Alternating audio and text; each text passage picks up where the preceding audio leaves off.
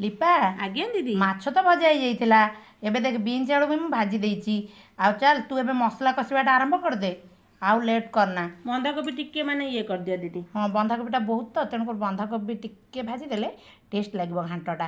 ଆଉ ତୁ ବି ଏପଟେ ମସଲା କଷିଦେଲୁଣି। ଆଉ ମାନେ ମୁଁ ଏଇଠି ଗୋଟେ କଥା କହିବି, କ'ଣ କହିଲୁ? କହୁନ। ମାନେ ଯଦି ଆମେ ଗୋଟେ ଜଏଣ୍ଟ ଫ୍ୟାମିଲିରେ ରହୁଥିବା ତାହେଲେ ସମସ୍ତେ ମିଳିମିଶି କଲେ ସେ ଖାଦ୍ୟର ଟେଷ୍ଟ ଯେତିକି ବଢ଼ିଯାଏ, ଖାଇବା ପାଇଁ ଇଣ୍ଟରେଷ୍ଟ ବି ବଢ଼ିଆ ଲାଗେ ନା? ବହୁତ ବଢ଼ିଆ ଲାଗେ ଖାଇବା ପାଇଁ। ଢଗ ମା ପକାଏ ଯୋଡ଼ା ହେତିକି ଘୋଡ଼ା ସରି ନୁହେଁ ନା କ'ଣ ଏମିତି ଗୋଟେ ଢଗ ପକାଏ, ସେ ଢଗଟାରେ ତ ମୋର ମନେ ନା ପଡ଼ୁନି। ଏଇଟା କିନ୍ତୁ ପ୍ରକୃତରେ ଠିକ୍ କଥା। କାରଣ ଯଦି ମୁଁ ବି ଏଇଠି ଗୋଟେ ରିକ୍ୱେଷ୍ଟ କରିବି, ଯେଉଁମାନେ ବି ଜଏଣ୍ଟ ଫ୍ୟାମିଲି ରହୁଛନ୍ତି ତାଙ୍କଠାରୁ ଭାଗ୍ୟବାନ କେହି ନୁହନ୍ତି। ସମସ୍ତେ ଏମିତି ମିଳିମିଶି ରୋଷେଇ କରନ୍ତୁ, ଖାଆନ୍ତୁ, ଦେଖିବେ ସେ ଖାଇବାର ସ୍ୱାଦ ଆହୁରି ବଢ଼ିଯିବ। ଆଉ ସେ ଯେଉଁ ଏକତାର ଯେଉଁ ବଳ ଆଉ କେଉଁଠି ବି ନାହିଁ। ତେଣୁ ଦୟାକରି ସମସ୍ତେ ଏମିତି ମିଳିମିଶି ରୋଷେଇ କରନ୍ତୁ, ଖାଆନ୍ତୁ, ପିଅନ୍ତୁ, ଏନ୍ଜୟ କରନ୍ତୁ। ଆଉ ଦେଖ ଆମେ ଗପ ଗପ ଆମର ଏଇଠି ମାନେ ସବୁ ରୋଷେଇ ରେଡ଼ି ହେଇଗଲା। କେତେ ଶୀଘ୍ର ରୋଷେଇ ସରିକି ଖାଇବାକୁ ବି ବଢ଼ା ହେଇଗଲା। କ'ଣ କହୁଛୁ?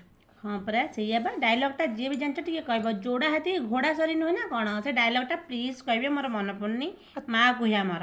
ତୁ କ'ଣ ଏବେ ଗୋଟେ ଡେଲି ଡେଲି କାନ୍ଧିଆ ଚକଡ଼ା କରିକି ଦେଖେଇଲୁଣି, ଶିଖଉଛୁ ନା କ'ଣ ସମସ୍ତଙ୍କୁ? ହଁ କେହି ଜାଣିନାହାନ୍ତି ନା, ତାଙ୍କୁ ଶିଖଉ ସିକ୍ରେଟ୍ ରେସିପି।